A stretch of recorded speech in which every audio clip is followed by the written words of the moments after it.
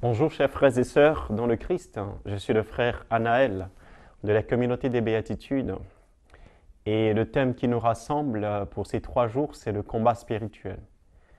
Et en ce premier jour, nous allons aborder le combat spirituel ou le combat en soi dans la Bible. C'est très intéressant et important de partir dans la Bible, de pouvoir tout commencer dès le début.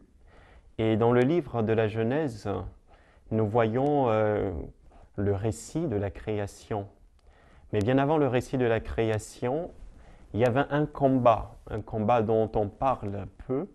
Il y a un théologien, saint Thomas d'Aquin, qui en fait cas dans ses écrits, dans sa somme théologique. Et ce combat concerne la création des anges qui sont des créatures spirituelles, contrairement aux hommes, à nous qui sommes des créatures matérielles.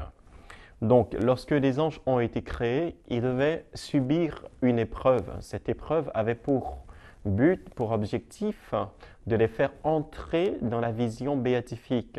Cette épreuve avait pour objectif de leur permettre de voir toute la gloire de Dieu dans toute son essence et dans toute son existence.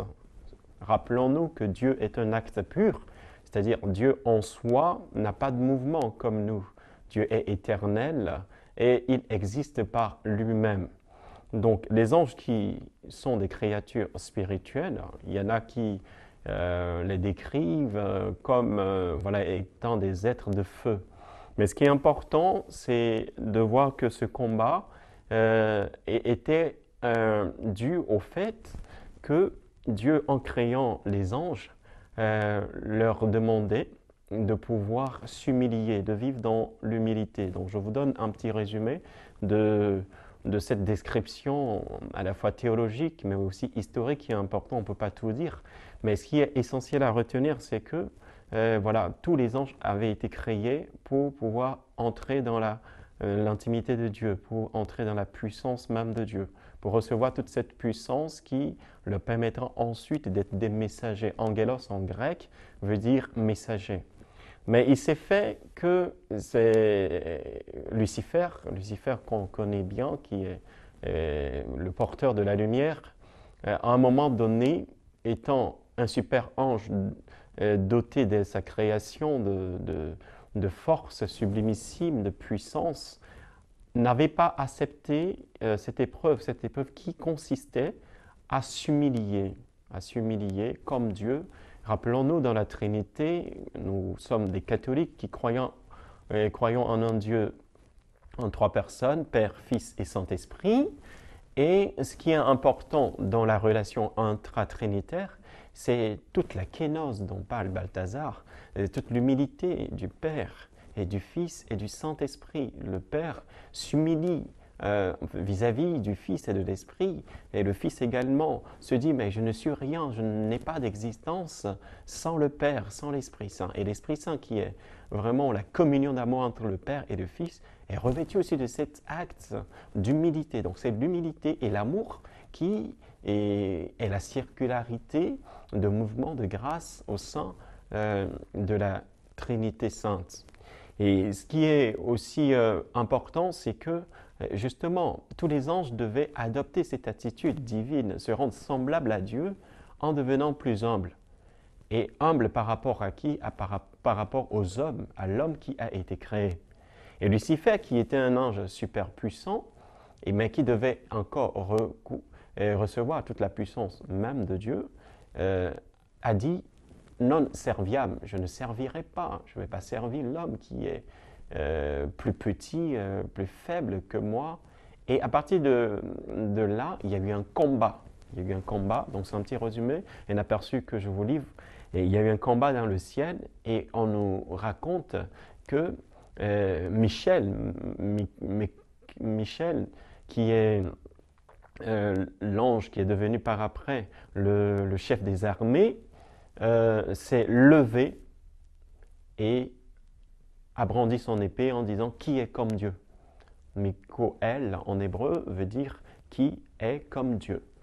Donc Michel, qui est le chef des armées, a combattu Lucifer au départ l'a vaincu. Et à partir de ce moment, puisque Lucifer était, on peut le dire, un archange, et entraînait à sa suite d'autres anges moins puissants que lui, fut renvoyé du ciel avec tous ces anges qui se sont rebellés. Ce qui fait que ils sont devenus des démons et aujourd'hui, nous voyons en quoi nous sommes tout le temps menacés, poursuivis par des démons qui, malheureusement, nous rendent un peu la vie difficile.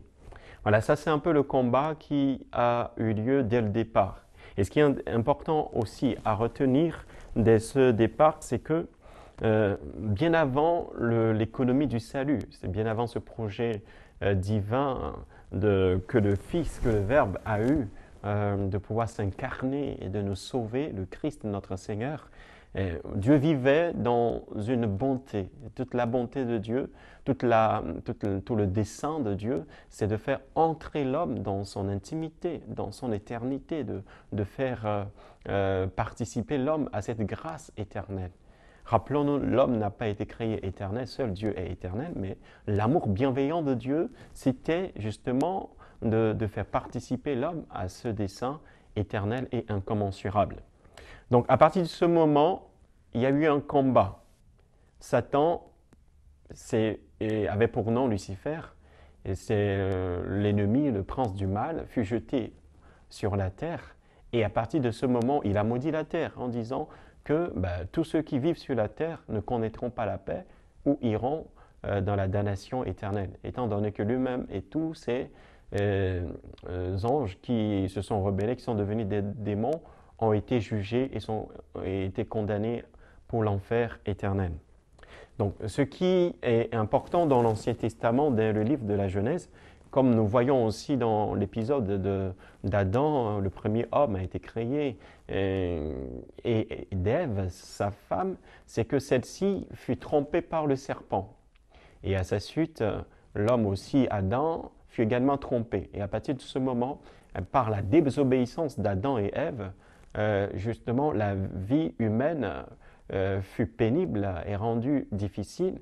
Et comme la voix de Dieu qui venait visiter Adam et Ève dans le jardin d'Éden l'a si bien remarqué, tu mangeras la sueur de ton front, la femme allait souffrir pour accoucher, la terre qui était fertile plutôt était devenue plus difficile à cultiver.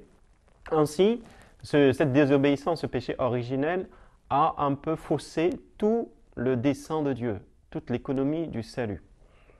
Donc, cette économie qui s'est manifestée dès le départ par la bienveillance, c'est toujours le libre arbitre, le bien vouloir de Dieu de sauver l'homme. Et malgré le péché, Dieu n'a pas pour autant abandonné l'homme. Et c'est ce qui est intéressant, frères et sœurs, dans ce thème de combat dans la Bible. Et à travers le livre de la Genèse, nous voyons combien Dieu, malgré le péché, lorsque nous prenons par exemple l'épisode de Noé, du déluge, ou même d'Abraham, après tout ce qui était de la destruction de Sodome et Gomorrhe, de ce péché d'orgueil, de ce péché de sodomie, d'homosexualité, de ce péché de contre-nature des anges déchus qui venaient s'accoupler ou coucher avec des humains. Voilà, donc c'est très important de savoir que l'homme a péché dès le départ, mais Dieu ne l'a pas pour autant abandonné. Et le premier épisode que j'aimerais relever après cette introduction, c'est en fait le combat d'Abraham. Je précise bien, Abraham, c'est le nom qu'avait Abraham. Abraham et Abraham, ce n'est pas la même chose. Donc, Abraham qui veut dire le Père est exalté en araméen ou même en hébreu plus tard, c'est lui qui a été choisi. Il a été choisi par Dieu.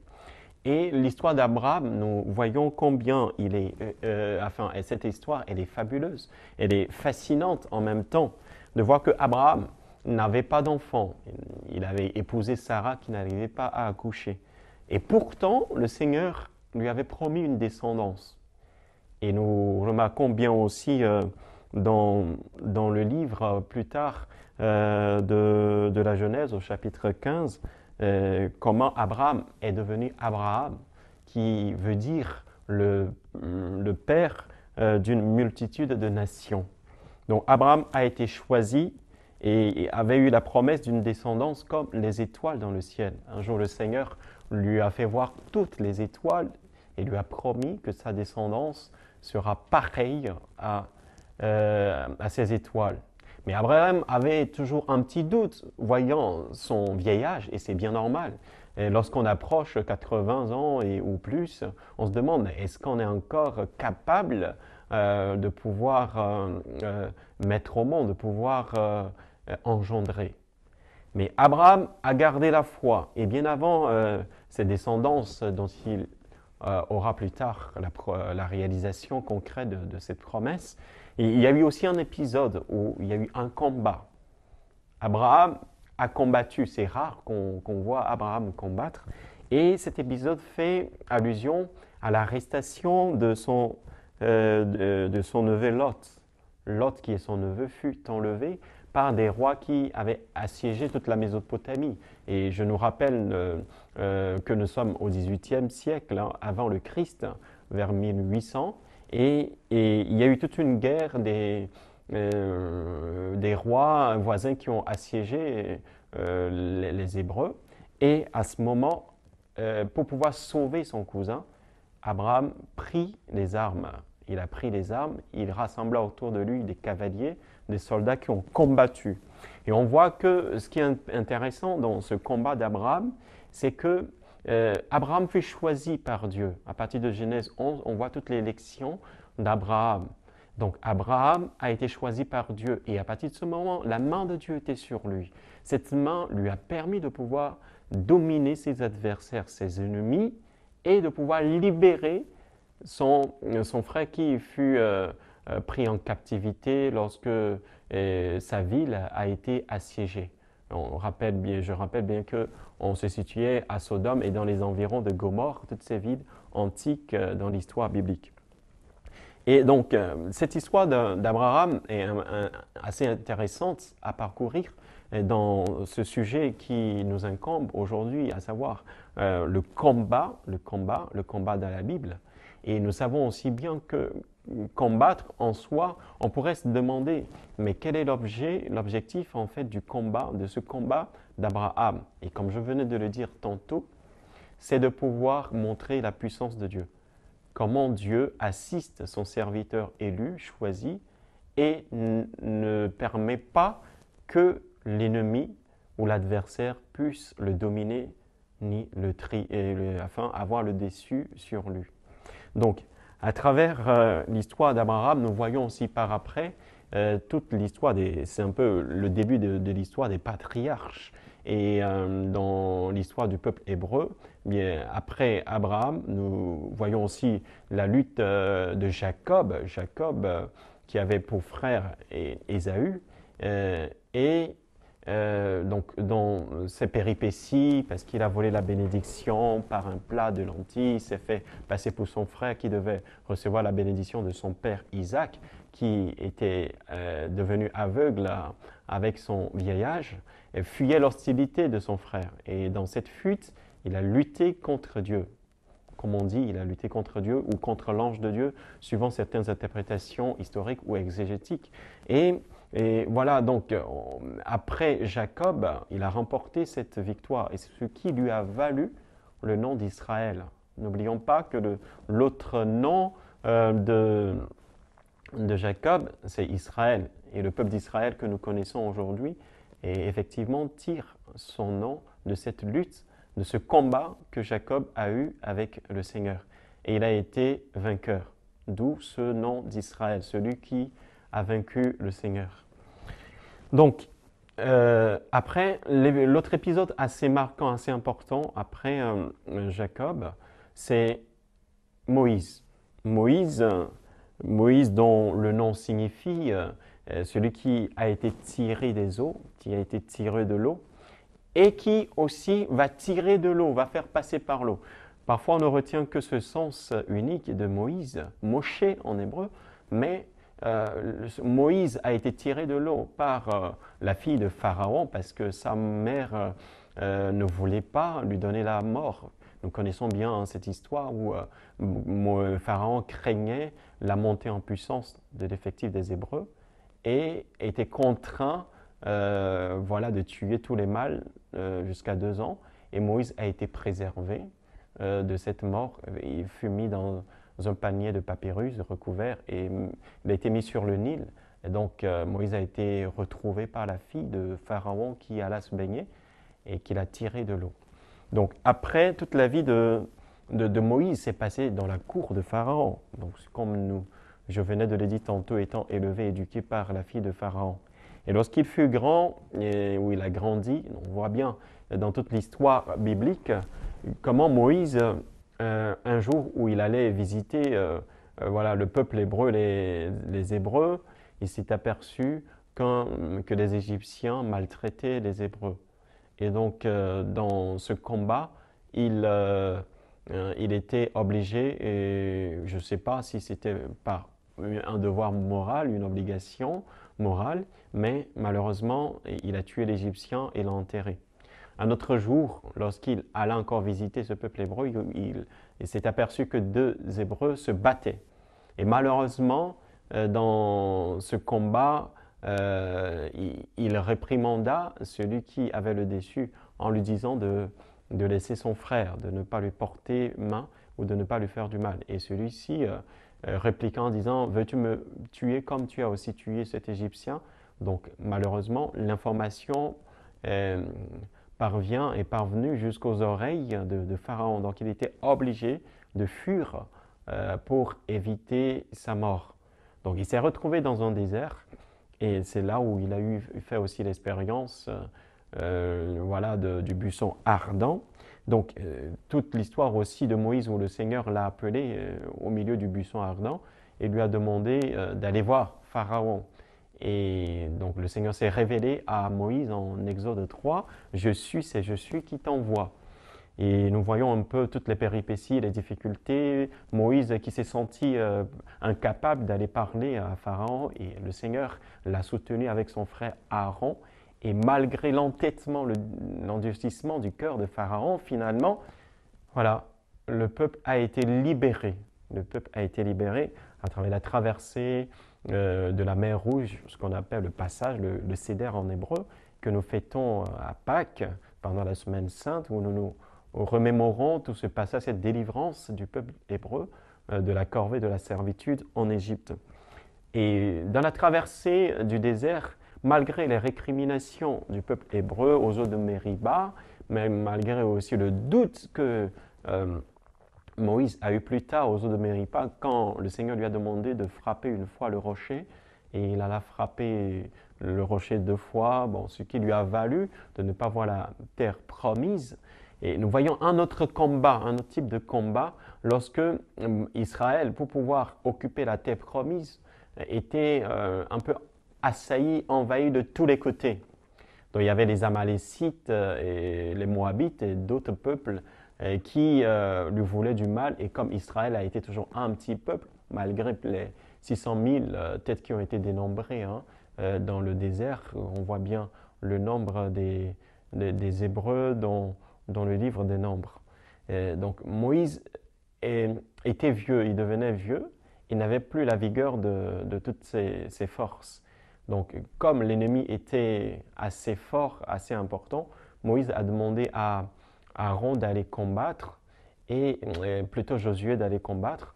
Et dans ce combat, on nous raconte que Aaron et Our avaient amené Moïse sur une haute montagne et soutenaient ses 2 bras, voilà, afin que Israël puisse avoir la victoire. Et ce qui est important dans cette interprétation, dans ce combat, c'est de voir combien la puissance de Dieu est indéfectible.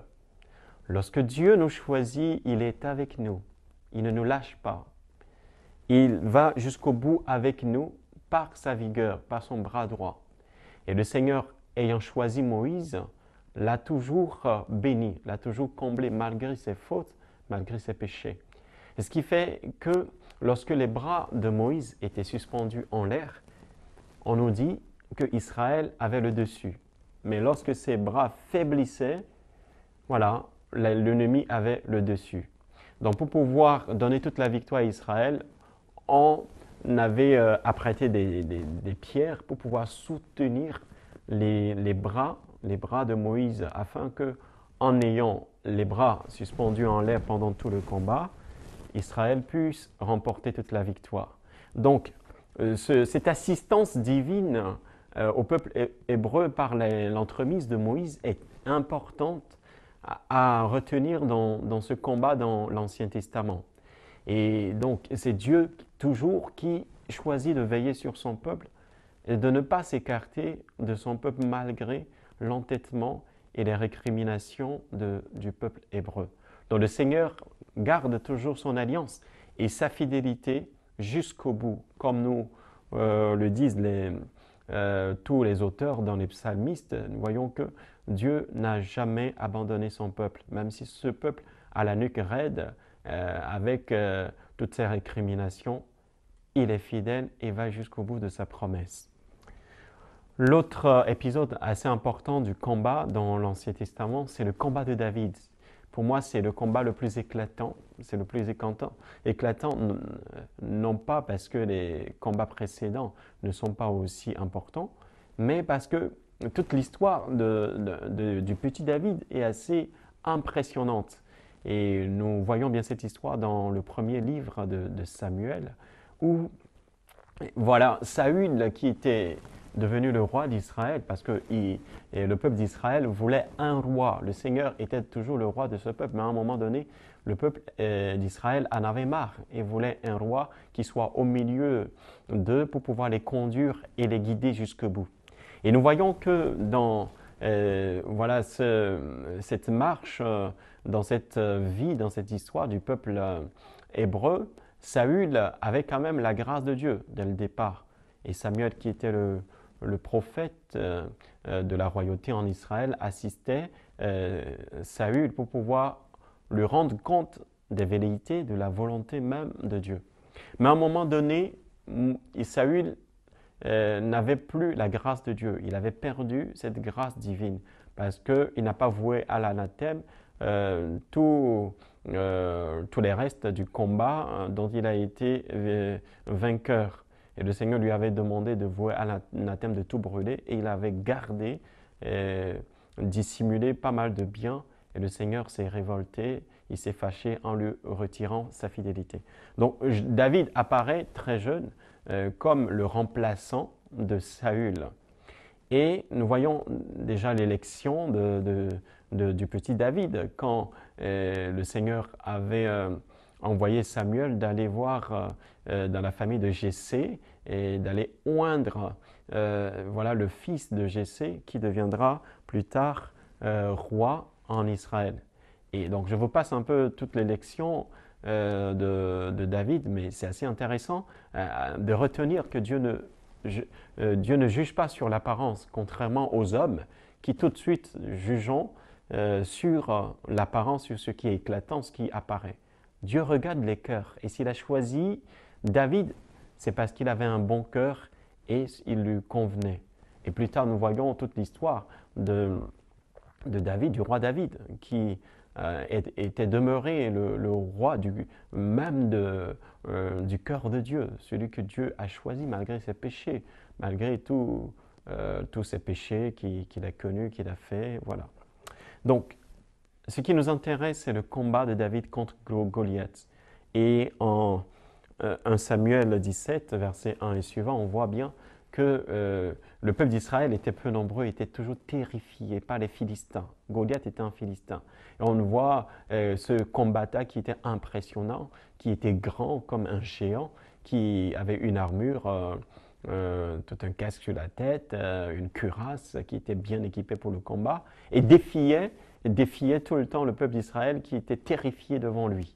Et donc, lorsque David fut choisi, David qui, je vous rappelle, n'était qu'un simple berger, qui gardait même le troupeau, lorsqu'il a été choisi, il a été choisi comme roi en Israël.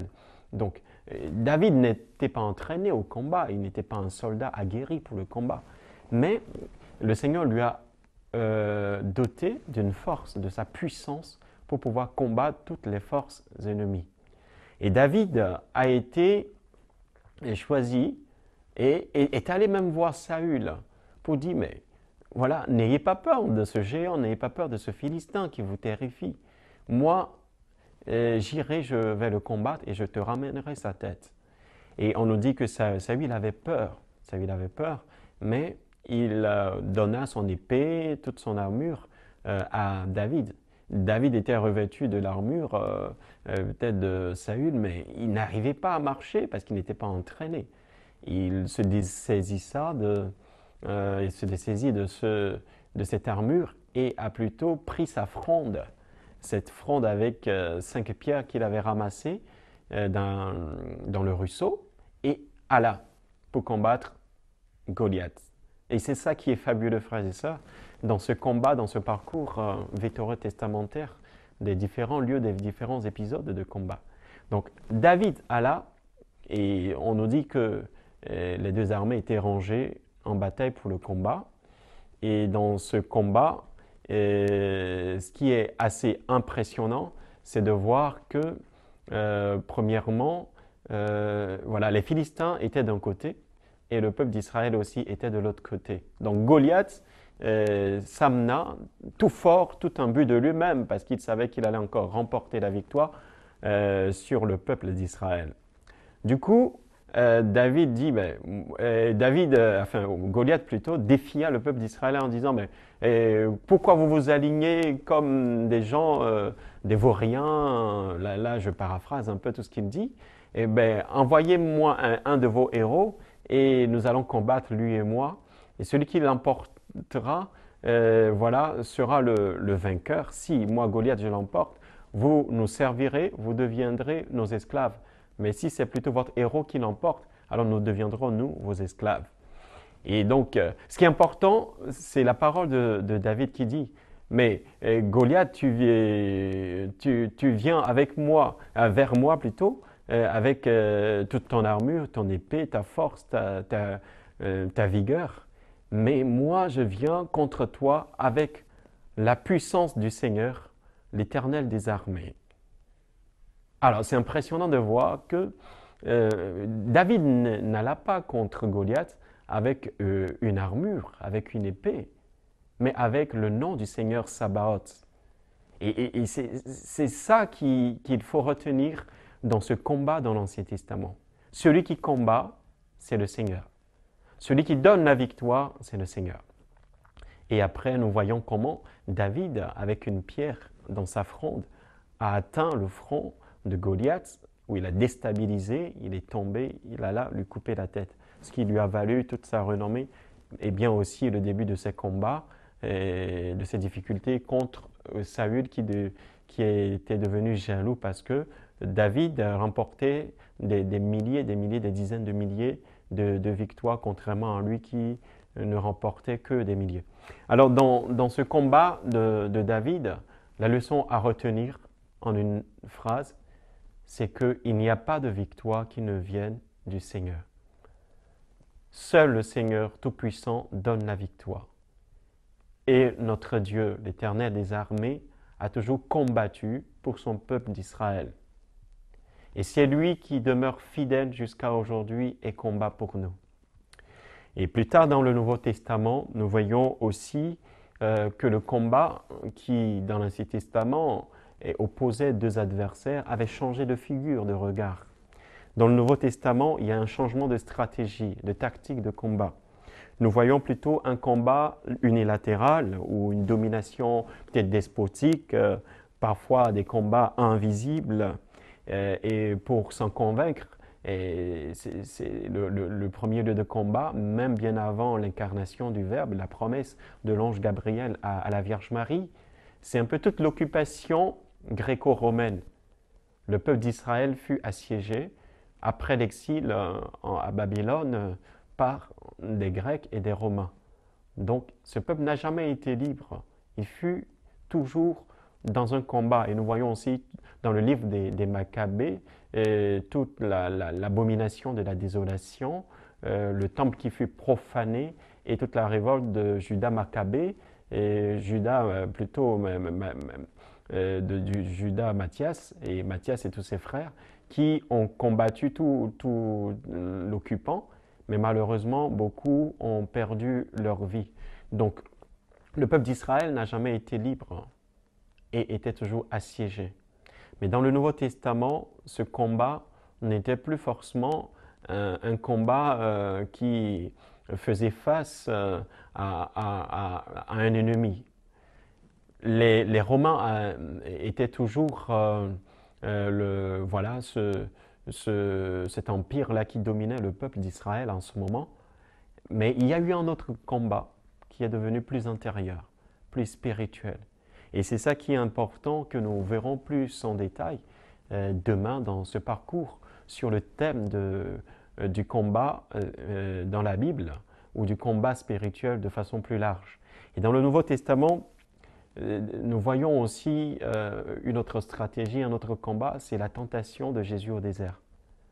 Jésus lutta contre un ennemi qui n'était pas visible pour nous, dont je parlais en introduction, c'est le diable. On nous dit qu'après le baptême de Jésus, il fut emporté dans le désert où il lutta contre l'ennemi après 40 jours et 40 nuits sans manger ni boire. Donc, ce qui est essentiel dans ce combat du Christ, c'est que finalement le Christ a remporté la victoire. Jésus n'a pas été vaincu par le diable. Au contraire, il a pris le dessus sur le diable. Parce que le connaissant, sachant que le diable est toujours le père du mensonge, comme nous le dit Saint Jean dans ses écrits, il connaissait le Christ et les stratégies du diable. Et les connaissant, il a pu les démasquer et a pris le dessus la victoire finale qu'il remporta sur le diable. Alors nous aussi, nous pouvons véritablement nous mettre nos pas dans les pas du Christ pour pouvoir remporter toute victoire sur le diable. Et un autre combat aussi, c'est le combat dans le livre des Actes des Apôtres, après la Pentecôte, où il y a eu des arrestations des disciples, des apôtres du Christ. Nous voyons bien l'arrestation de Paul, ou l'arrestation également de Pierre qui fut emprisonné, et dont un ange lui était apparu dans le livre des Actes des Apôtres, chapitre 12, versets 1 à 8, qu'il a délivré la nuit, qu'il a fait sortir de son cachot et lui a finalement rendu la liberté. Donc, dans le Nouveau Testament, il y a pas mal d'épisodes aussi de combat. Mais ce qui est intéressant, c'est de voir que entre l'Ancien et le Nouveau Testament, il y a une continuité du combat, mais une continuité qui a pris une autre figure dans les écrits néo-testamentaires dans le Nouveau Testament. Mais comment le Christ donne la victoire, c'est ça qui va véritablement retenir notre attention dans la suite de ce thème sur le combat spirituel. Comment ne pas laisser les ténèbres nous parler, parce que le Christ l'a lui-même dit, le diable est le père du mensonge. Et Saint Jean, dans sa première épître, au chapitre 3, verset 8, que le Fils de Dieu est apparu pour détruire les œuvres du diable. Si le Christ vient, c'est pour remporter la victoire. C'est pour nous donner, en tant que chrétiens, de pouvoir, en son nom, remporter toute victoire. Aujourd'hui, ce qui serait dramatique, et le pape François l'a si bien dit, le diable existe, l'ennemi existe. Nous ne luttons pas contre la chair et le sang, mais contre les puissances invisibles, nous dit l'épître aux Éphésiens. Donc, ce qui serait dramatique, c'est de nier l'existence du diable. C'est de penser que tout est nickel, tout est bien, et que non, il n'y a plus d'effort ou d'ascèse à faire, qui a cet effort de la vie chrétienne afin de dompter non seulement l'ennemi qui est notre premier bourreau, mais aussi toutes les passions de notre chair, de tout ce qui peut nous empêcher d'être sauvés, de voir la gloire de Dieu. Alors, frères et sœurs, ne nous leurrons pas, le diable existe, le combat est là. Martin Heidegger, qui est un philosophe allemand, disait que dès qu'un enfant est né, dès qu'il naît, il est assez vieux pour mourir. De la même manière, par analogie, on pourrait aussi dire que dès que nous devenons chrétiens, nous sommes dans un combat jusqu'au bout. Même sans connaître le Christ, pour ceux qui seraient plutôt athées ou païens, tous les hommes, quels qu'ils soient, vivent un combat. Et ce combat devient plus aisé lorsque nous sommes chrétiens, parce que avant nous, le Christ, qui est notre Seigneur et Sauveur, nous a donné la victoire par sa passion, sa mort et sa résurrection. Et c'est à nous d'entrer pleinement dans cette victoire remportée par le Christ sur la croix, en versant son sang pour nous sauver. Et c'est en nous inscrivant dans cette victoire que nous remporterons toute victoire sur les puissances des ténèbres, sur les forces du mal, les puissances occultes qui peuvent nous assiéger.